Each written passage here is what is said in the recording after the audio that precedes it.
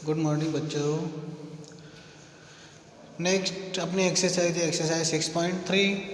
ठीक है, उसमें पहला क्वेश्चन है संख्याओं के वर्गमूल ज्ञात करने में इकाई अंक की क्या संभावना है, यानी इसका इकाई अंक क्या हो सकता है, वर्गमूल का इकाई अंक क्या हो सकता है। पहले वाले में 6.1 पढ़ा था, वर्ग का इकाई अंक क्या होगा, वर्ग का इकाई अंक। ठीक है, लेकिन 6.3 में पढ़ेंगे वर्गमूल का इकाई अंक, वर्गमूल का इकाई अंक। ठीक है, पहले वाले में देखा था वर्ग में क्या होता था, इधर वाले का देखते थे एक का क्या होता है एक, दो का क्या होता है चार, तीन का क्या होता है 9, चार का क्या होता है 6, पाँच का क्या होता है 5, 6 का क्या होता है 6, 7 का क्या होता है 9, 8 का क्या होता है 4। ठीक है, और 9 का क्या होता है 1 और 0 का 0। ठीक है, तो इस प्रकार से यानी कि पहले इधर वाले देखते थे। ठीक है, जब वर्ग का इकाई अंक कहा जाए, वर्ग का इकाई अंक कहा जाए, तब इसको देखना है कि संख्या ये इधर वाले के हिसाब से, यानी जैसे पूछा है कि 52 का वर्ग का इकाई अंक क्या होगा। ठीक है, 52 के का वर्ग का इकाई अंक क्या होगा, तो इसमें 52 इसका इकाई अंक क्या 2, तो इधर देखना है कि 2, इस 2 का वर्ग का इकाई अंक क्या होगा 4, तो आंसर क्या होगा 4। ठीक है, अब कहा जाए कि 324 के वर्गमूल का इकाई अंक क्या होगा। ठीक है, 324 के वर्गमूल का इकाई अंक क्या होगा। अब वर्गमूल आ गया, मतलब इधर वाला देखना है, क्या देखना है इधर वाला। इधर देखो इसका इकाई अंक 4 है, तो 4 किसका इकाई अंक है 2 का, तो क्या हो जाएगा 2 का। और किस किस का है 4 2 बार आ रहा है, तो या तो 2 हो सकता है या 8 हो सकता है। तो इसका वर्गमूल का इकाई अंक क्या हो सकता है, या तो 2 होगा या 8 होगा, 2 या 8 में से कुछ भी हो सकता है। ठीक है, अपने फिक्स पता नहीं, लेकिन 2 या 8 में से कुछ भी हो सकता है। ठीक है, उसी प्रकार देखो 9 किस किस में आ रहा है 2, ये 3 और 7 में। ठीक है, उसी प्रकार 6 किस किस में आ रहा है 4 और 6 में, 5 के लिए 5। ठीक है, और 1 किस किस में आ रहा है, एक तो 1 में और एक 9 में।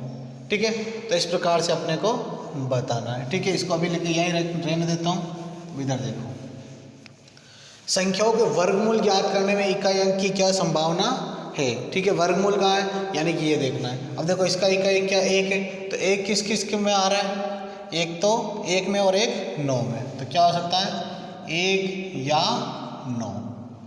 ठीक है, फिर 6 देखो 6 किस किस में आ रहा है 4 और 6, 4 या 6। फिर 1 आ रहा है 1 किस किस में 1 या 9, और फिर 5, तो 5 तो 1 में ही आ रहा है, तो 5 का क्या हो जाएगा 5। ठीक है, फिर क्वेश्चन नंबर 2, बिना गणना किए वह संख्या बताए जो पूर्ण वर्ग नहीं है। ठीक है, तो बताया था जिसके अंत में 2 3 7 8 हो, यानी कि देख लो इसमें 2 3 7 8 नहीं आ रहा है, यानी वो पूर्ण वर्ग संख्या नहीं है, उसका वर्गमूल ज्ञात नहीं कर सकते। ठीक है, तो जिसके भी पीछे 2 3 इकाई अंक 2 3 7 8 हो, वो पूर्ण वर्ग संख्या नहीं है।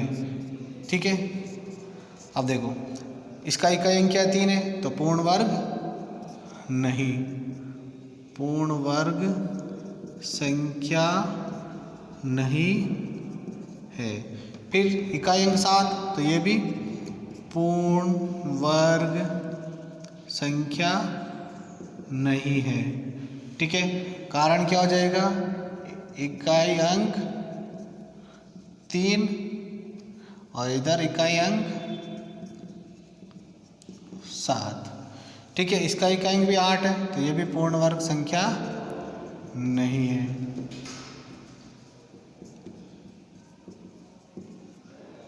कारण क्या हो जाएगा, इकाई अंक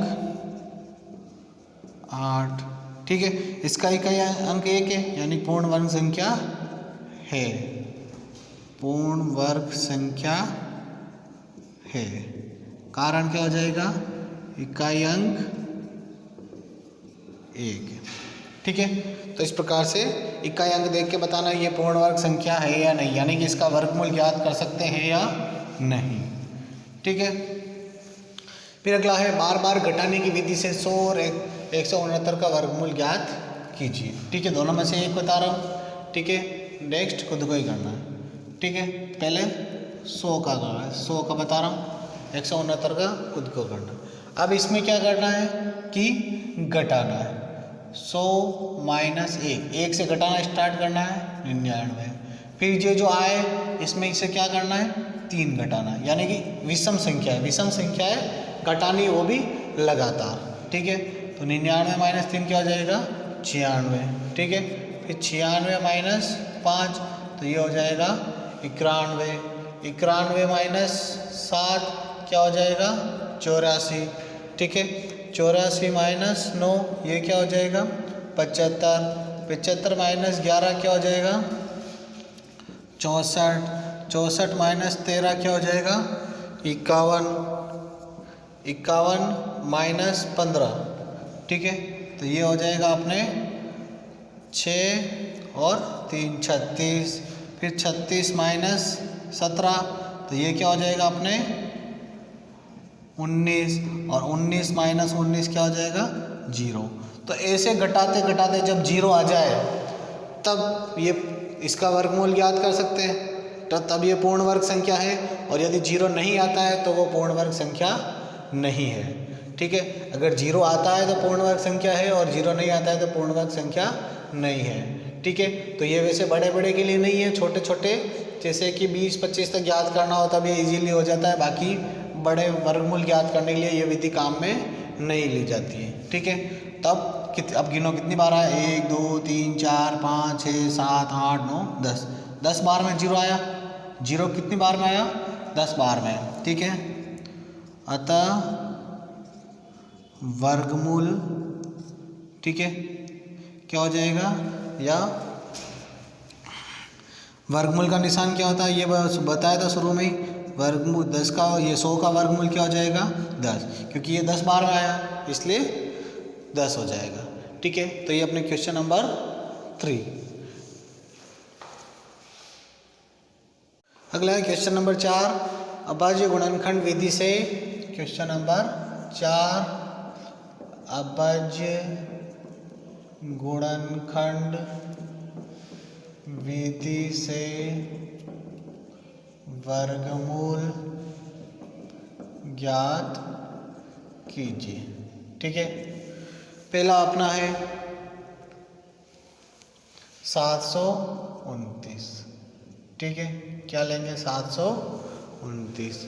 ठीक है, तो इसके लिए क्या करना है, 729 अभाज्य गुणनखंड जो लहसम मासम में पढ़ा वैसे अभाज्य गुणनखंड करना है। तो अभाज्य गुणनखंड में क्या करते हैं, सबसे पहले तो क्या करते हैं, अभाज्य संख्याओं का भाग देते हैं। फर्स्ट चीज तो क्या, अभाज्य संख्याओं का ही भाग देते हैं। ठीक है, अभाज्य संख्या क्या होती है, 2 3 5 7 11 13, इस प्रकार से ये अभाज्य संख्या है, इनका ही भाग देना है। ठीक है, आगे और चलती रहती है। ठीक है, तो इनका ही भाग देना होता है। ठीक है, सेकंड, ये क्रमानुसार भाग देना है। ठीक है, क्रमानुसार भाग देना है। पहला तो अभाज्य संख्याओं का ही भाग देना है और दूसरा क्रमानुसार भाग देना है। ठीक है, यानी कि जब तक 2 का भाग जा रहा है तब तक 2 का देना है, अगर 2 का नहीं जा रहा है तो फिर 3 का देना है। ठीक है, फिर 2 और 3 का भी नहीं जा रहा है तो 5 का देना है, 5 का भी नहीं जा रहा है तो 7 का, यानी कि इसे क्रमानुसार देना है। अब सबसे पहले देखो इसमें 2 का भाग जा रहा है क्या, 2 का भाग नहीं जा रहा है क्योंकि इकाई अंक क्या है, 9। ठीक है, अब 3 का देखो, 3 के लिए नियम क्या है, अंकों का योग उसका गुणज होना चाहिए, 3 का गुणज होना चाहिए। तो 9 और 2 11, 11 और 7 18, 18 3 का गुणज है, यानी कि इसमें 3 का भाग जाएगा। तो 3 में 7 का भाग देंगे 2 बार, 1 हासिल हो जाएगा, ये 12 बन जाएगा, 3 चौक 12, फिर शेषफल 0, तो ये हो जाएगा 9। ठीक है, 9 ही रहेगा, 3 तिया 9। ठीक है, फिर 200 43। ठीक है, अब वापस जोड़ो, 3 और 4 7, 7 और 2 9, 9 में ये 3 का भाग जाएगा, तो 3 और 8 24, 3 एकम 3, फिर 3 का जाएगा। ठीक है, 3 दूनी 6, 2 बचा, 3 और 7 21।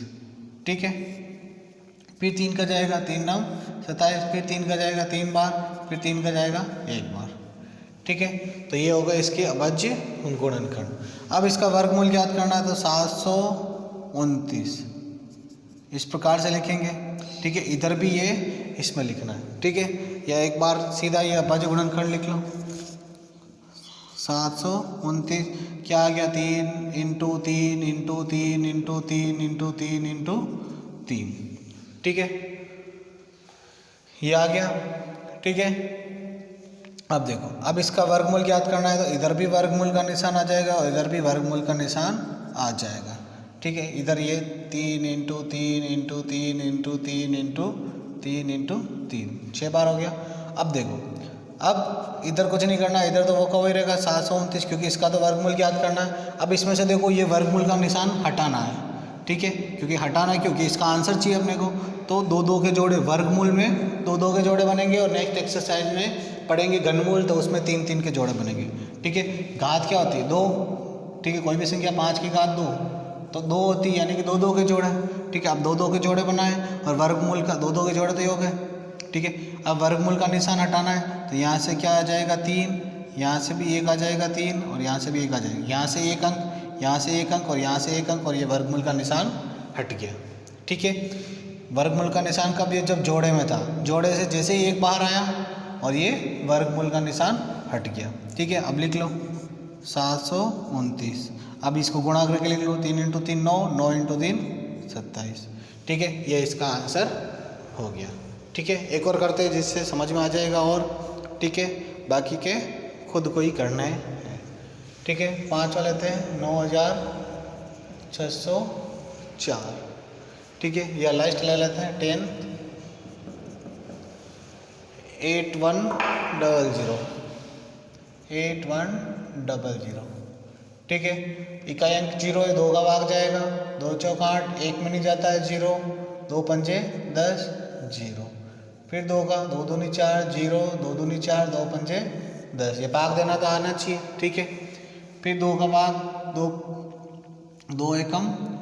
अब देखो इसमें 0 था तो 2 का भाग जा रहा है, लेकिन अब यहाँ क्या आ गया, 5 आ गया, तो 5 में 2 का भाग नहीं जाता है। अब देखो, अब 3 का देखना है। ठीक है, अब दिख रहा है 5 है, 5 का भाग जाता है, लेकिन पहले 3 का चेक करना है, 3 का जाता है नहीं जाता है। 3 का जाता है तो पहले 3 का, फिर 5 का, तो 5 और 2 7, 7 और 2 9, तो 9 में 3 का भाग जाता है, तो किसका भाग देंगे, 3 का। ठीक है, तो 3 का भाग देंगे तो क्या आएगा, 3 6 18, फिर 2 बचा, यानी कि 22 हो गया। ठीक है, 3 और 7 21, फिर 1 बचा, 3 पंजे 15। ठीक है, अब देखो 6 और 7, ये 7 और 5 12, 12 और 6 18। ठीक है, 7 और 5 12, 12 और 6 18। ठीक है, अभी भी जा रहा है 3 का भाग। ठीक है, अभी भी 3 का भाग जा रहा है, तो 3 का भाग देंगे। ठीक है, 3 दूनी 6, 3 दूनी 6, 3 पंजे 15। ठीक है, अब देखो 5 और 2 7, 7 और 2 9, अभी भी 3 का भाग जा रहा है, 3 का देंगे। 3 और 7 21, 3 पंजे 15, 7 और 5 12, अभी भी 3 का जा रहा है, ये 3 का, 3 दूनी 6, 3 पंजे 15। अब 5 और 2 7, 3 का नहीं जा रहा है, 5 का जा रहा है, तो 5 और पंजे 25, और फिर 5 का देंगे 1। जब तक 1 नहीं आ जाए नीचे तब तक भाग देते रहना है। ठीक है, 1 नहीं आ रहा है मतलब बीच में कोई गड़बड़ की है। ठीक है, और भाग सही देना है तो कोई प्रॉब्लम नहीं होगी। अब देखो 8100, इसके लिख लेंगे 2 into 2 into 3 into 3 into 3 into 3 into 5 into 5। ठीक है, अब वर्गमूल ज्ञात करना है तो दोनों तरफ वर्गमूल का निशान, 2 into 2 into 3 into 3 into 3 into 3 into 5 into 5। अब जोड़े बना लो। जोड़ा क्या होगा, सेम होगा, सेम संख्या होगा जोड़ा, ऐसा नहीं कि 1 2 ले रहे हो 1 3, दोनों सेम संख्या होनी चाहिए। फिर ये जोड़ा, ये जोड़ा, ये जोड़ा। जोड़ा नहीं बन रहा है तो वैसे इसका वर्गमूल ज्ञात कर ही नहीं सकते, जोड़ा बन रहा है तभी इसका वर्गमूल ज्ञात कर सकते हैं। ठीक है, अब वर्गमूल का निशान हटाना है तो यहाँ से 1 अंक लेंगे, यहाँ से 1 अंक लेंगे, यहाँ से 1 अंक लेंगे और यहाँ से 1 अंक लेंगे। ठीक है, अब 5 इंटू 3 15, 15 इंटू 3 45 और 45 इंटू 2 90, यानी इसका वर्गमूल क्या आ गया? 90 आ गया। ठीक है, तो इस प्रकार से करने और बचे हुए क्वेश्चन इसी प्रकार से करने हैं। ठीक है, फिर अपना next question number 5। Question number 5 है, क्वेश्चन नंबर 5 है, निम्नलिखित संख्याओं में प्रत्येक के लिए वह सबसे छोटी पूर्ण संख्या ज्ञात कीजिए जिससे इस संख्या को गुणा करने पर यह एक पूर्ण वर्ग संख्या बन जाए। इस पूर्ण वर्ग संख्या का वर्गमूल भी ज्ञात कीजिए। ठीक है, अब देखो पहला है 252। ठीक है, पहला है 252। पहला क्या है? 252। ठीक है, पहला है 252। ठीक है, तो पहला काम तो वो करना ही है 252 के अभाज्य गुणनखंड।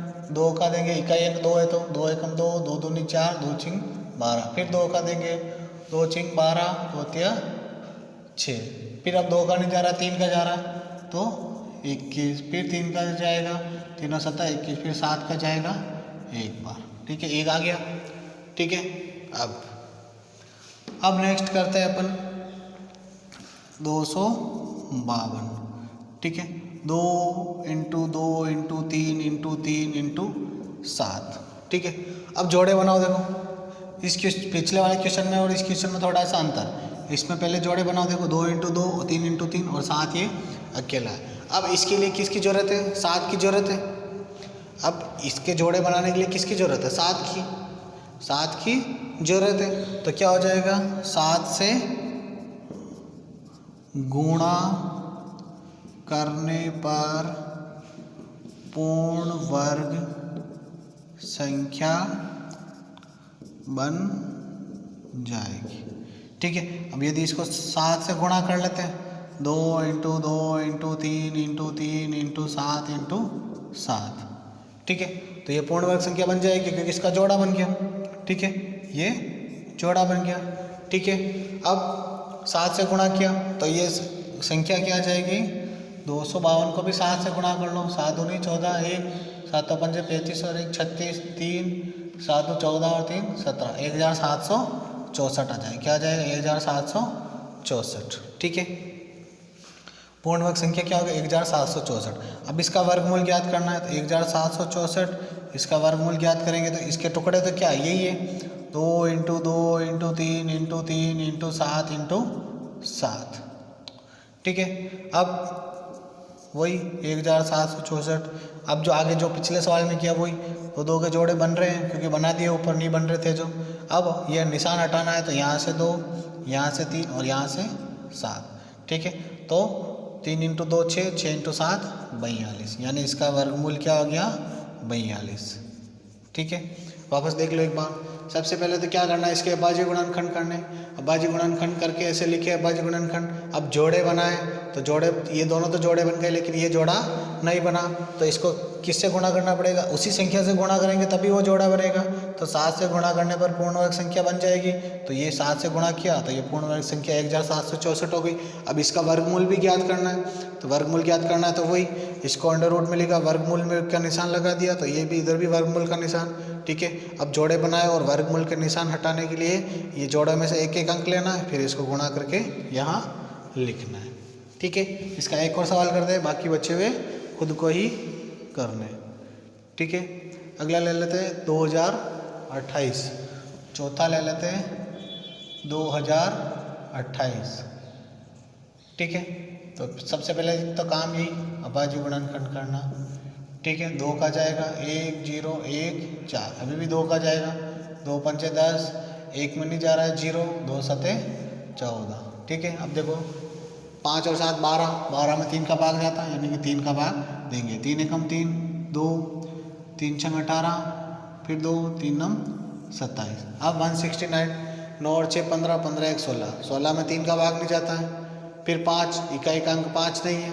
ठीक है, 7 का भाग देखेंगे तो 7 का भाग भी नहीं जाएगा। फिर सीधे किसका भाग जाएगा? 13 का भाग जाएगा। तो 13 का भाग 13 बार जाएगा, फिर 13 एका 13, क्योंकि 13 भी क्या है, अभाज्य संख्या है। अब हो गए इसके 2028, तो क्या हो जाएगा 2 × 2 × 3 × 13 × 13। अब देखो ये जोड़ा बन रहा है, ये जोड़ा बन रहा है, लेकिन 3 अकेला है, तो क्या करना पड़ेगा, 3 से गुणा करना पड़ेगा, यानी कि 3 से गुणा करने पर पूर्ण वर्ग संख्या बन जाएगी। ठीक है, 3 से गुणा करने पर पूर्ण वर्ग संख्या बन जाएगी। ठीक है, जब पूर्ण वर्ग संख्या बन जाएगी तो बना दो, 2 × 2 × 3 × 3 × 13 × 13, यानी कि 3 से एक्स्ट्रा गुणा किया तो 2028 को 3 से गुणा कर लो, 8 × 24, 2 3 2 6 और 2 8, 0 3 2 6। ठीक है, ये हो गया 6084। ठीक है, फिर इसका वर्गमूल ज्ञात करना है, तो 6084, इसका वर्गमूल ज्ञात करना, तो अभाज्य गुणनखंड यही है, 2 × 2 × 3 × 3 × 13 × 13। अलग से निकालने की जरूरत नहीं, क्योंकि ये निकाला हुआ है, 3 से गुणा करने पर ही आया, तो यही इसके अभाज्य गुणनखंड है। ठीक है, तो ये √6084। फिर जोड़े बनाए, जोड़े बनाने वर्गमूल हटाने के लिए यहाँ से 2 लिया, यहाँ से 3 लिया और यहाँ से 13 लिया। ठीक है, फिर √6084। ठीक है, अब 2 × 3 6, 6 × 13। ठीक है, तो कितना आ जाएगा 78, तो इसका वर्गमूल क्या हो जाएगा 78। ठीक है, तो ये अपने क्वेश्चन नंबर 5 कंप्लीट।